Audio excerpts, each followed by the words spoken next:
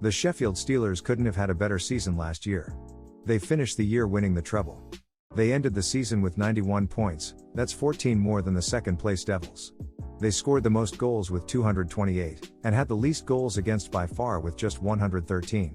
Nobody could score on these guys. To put it simply, they were about as dominant as you can be.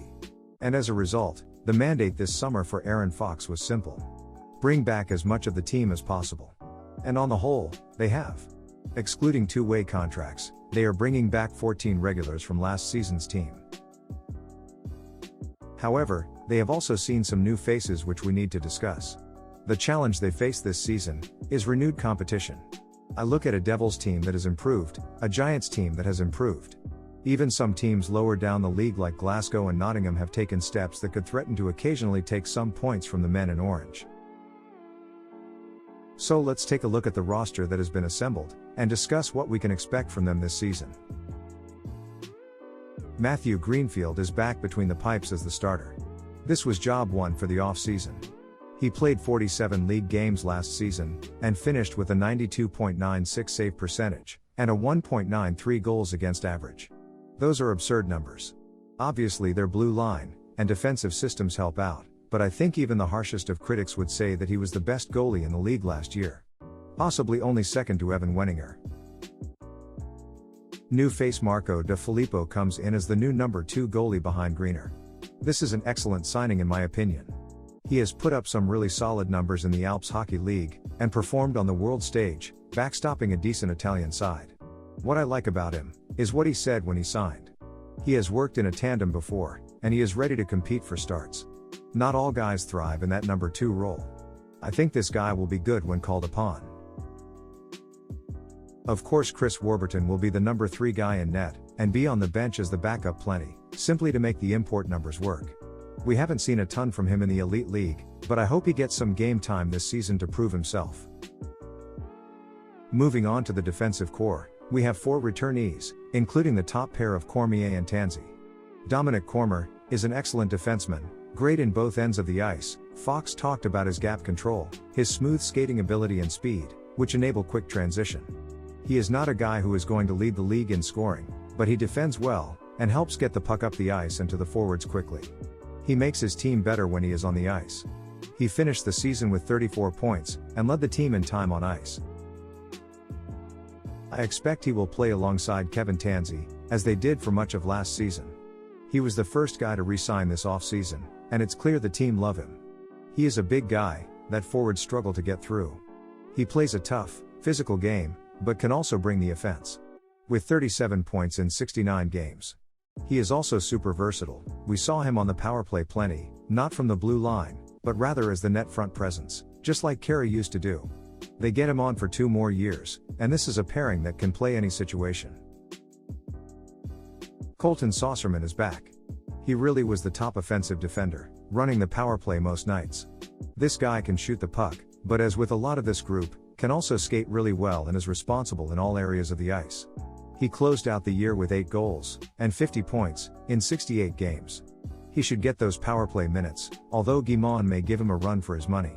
With more competition for power play time from the blue line, I do wonder how Saucerman will perform. Will the competition push him to be better, or will it diminish his output? Rounding out the top 4, I have Brian Diffley. This is another returning pair. These two played so well together, and Diffley's defensive game really helped Saucerman play his game. These guys complement each other so well. And Diffley was known for a couple big goals as well. Fox highlighted his stick plays as a real highlight of his game. The ability to disrupt the play, and get sticks in lanes, really hindered the opposition. For me it's the same top 4, but here is where we get some new faces. Sasha Guimond could certainly earn a top 4 spot. Although, I think this third pairing is so talented, that I would honestly say all the defensive pairings are on the same level. I don't know that we have a top pair and a third pair here, instead of just 3 defensive pairings, that should all play around 20 minutes a night. Guimond just had 3 excellent seasons in France. And the first thing you notice when you watch him, is his shooting ability. He has a cannon of a slap shot, and he should see some time on the power play this year. He has won consecutive championships in France, so he knows what it takes to win. Bringing in winners is always valuable, and he also brings some good size to this back end. Completing the blue line is Unahutula. I had a hard time finding video on this guy, but one thing that really stands out for me is his compete level. When asked about his playing style, he simply replied, "I'm good all round, no real weaknesses." You have got to love that confidence. He has played consistently for his entire pro career in the Finnish Liga and the Czechia Extraliga. Two of the best leagues in Europe. And leagues that teach you how to defend. This third pair could honestly be their top pair. In my opinion, this is the best blue line in the league, by actually quite a big gap. I don't know that any other teams are that close really. When your third pair would be every other team's top pair, you have done something right. Now let's look at the forward group. Mitchell Balmas led the league in scoring last season. In 70 games, he totaled 32 goals and 58 assists for 90 points. He can play center, but I liked him best on the wing, alongside Watling. The coach spoke about his unselfishness, and that's a big part of what made him great last season. With his shooting ability, he could have scored more than 32 goals in my opinion, but he made the right plays for the team, and he elevates his line. He was such an asset on the power play, and will be crucial this season. I have him as their top line, left winger. Patrick Watling returns, and I don't see why he wouldn't be the number one center again this season. He led all forwards in time on ice, with an average of 18 minutes and 39 seconds. That speaks to the depth and quality of the team, when your top forward doesn't crack 20 minutes. But it also shows how good a player Watling is in all three zones. He put up 76 points, in 68 games last season, but I think there is more offense there. In his second year in Orange, don't be surprised to see him surpass 80 points, maybe 85. Daniel Levens is the perfect new face to add to this top line. He is a natural right winger, who can put the puck in the back of the net. He is a true power forward, that carries good speed and size. Coming in at 6'2" and 203 pounds, he is going to create time and space for guys like Watling and Balmas. And he is going to be a real problem for teams to defend against. He should be able to cause some net front chaos, but also bully his way through the opposition. Joel Janatuinen is another new face, that I have penciled into the second line left wing spot. He is another guy who has spent the past 5 years in the very talented Finnish Liga. Guys in the league are coached to play well in all zones, and it often produces responsible two-way players. He has averaged 0.34 points per game in that league, which doesn't sound much. But if you compare that with Juusola, who joined the team last year, who had 0.29 points per game, I would expect him to produce similar numbers to Juusola, whilst also being effective two ways. Angelo Michelli is perhaps the forward I am most interested to watch this year. Aaron Fox admitted he is a guy that he has been after for some time. He describes him as a high-energy guy that can play all three forward positions, and all special teams. That's the kind of guy you want in your middle six. Having guys that can move around the lineup is key, and it also helps with their center depth. He has had some really strong seasons with Bolzano, in the EIHL, which is a very talented league. And also been above a point per game in the East Coast League prior to that. I have him at center, but he can play the wing as well. Daniel Ciampini rounds out the top six, on the right wing. He is a point per game winger, that can play either side, and is one of the best penalty killers in the league. What the Steelers have done so effectively through this lineup, is added versatility. Third line guys that can move up when called on. Players that can play special teams, 5-on-5, or multiple positions. Ciampini helps them do that. There is not a position you put him in, that he won't thrive in. Robert Dowd returns as the captain, and the heartbeat of this team. He is still such a useful goal scorer, racking up 28 goals last season. It can't be understated the importance of having a GB player with his talent on the roster. He has transitioned into a useful depth scorer, and he brings a physical edge, sticking up for his teammates when needed. I do wonder about when we start to see the drop-off in production.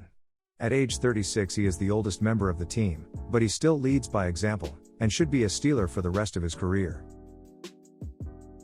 Mark Simpson returns as the third-line center. But he really impressed me as an underrated addition of the team. When he came in last season, I thought he was a big body that will play fourth-line minutes. But as it turned out, he became a real Swiss Army knife to this team. 41 points in 62 games is really impressive. He was notably one of the best guys in the league on faceoffs, finishing the year with 59.2% in the dots. He can play anywhere in your middle six, and having him on your third line is so key for their depth. Also, that size helps. 6'5", 205 pounds is no joke. Completing the top 9 is Miko Giusola. Another guy who is adaptable. Where didn't Giusola play last year? He spent time on the first, second, and third lines, on either wings. He does the little things right, he is good along the boards, can play on the penalty kill, and his physical game is underrated at times. Having a guy who scored 24 goals, and 61 points on your third line seems absurd, but it just speaks to their depth. I could see him further up the lineup, but to start, the third line looks great. Cole Shudra returns to the fourth line. With losing Jones from the blue line, they are facing a slight import issue. The result is Shudra just became even more important to this team.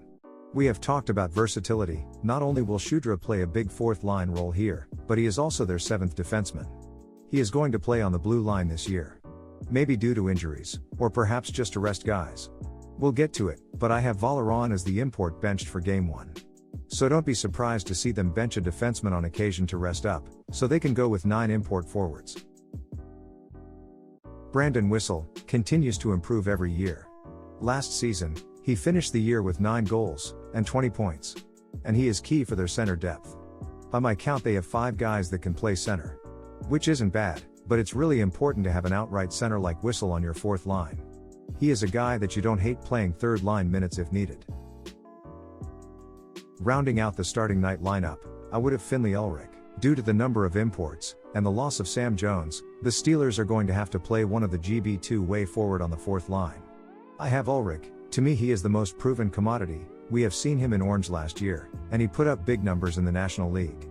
But I do think the Steelers will rotate this spot though. They should give Ripley a look here, or perhaps Nordstrom or Tate Shudra. We should see a few different developing faces in this slot. Lastly, I have Marco Valeron as the import benched for night 1. To have a consistent 30-goal scorer benched on night 1 seems crazy. But with them opting for 6 import defenders, assuming everyone is healthy, they need to scratch an import forward. Injuries will certainly make this decision for them most of the time. But on night 1 I think you scratch Valley. He is a super consistent, offensive presence, and his shot is so useful for the power play. The reason I scratch him night 1, is I feel there are other guys that can cover those responsibilities. But it's not a discussion we really need to have, because resting guys and injuries will certainly make the decisions for them. I would expect him to likely take the third line right wing spot. But let's see. So that's the team. I'm not going too much into any of the two-way contract guys, but the Steelers have done a great job building a wealth of depth this season. So, what do I expect of the Steelers?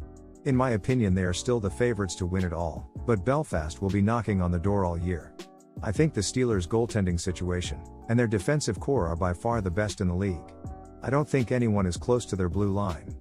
In terms of the forward group, I do slightly give the edge to Belfast. But I do believe the Steelers as a whole should have the best chance at titles. But what do you think? Is this team better than last season? Where will they finish the season? Let me know your thoughts. As always, thanks for watching, take care.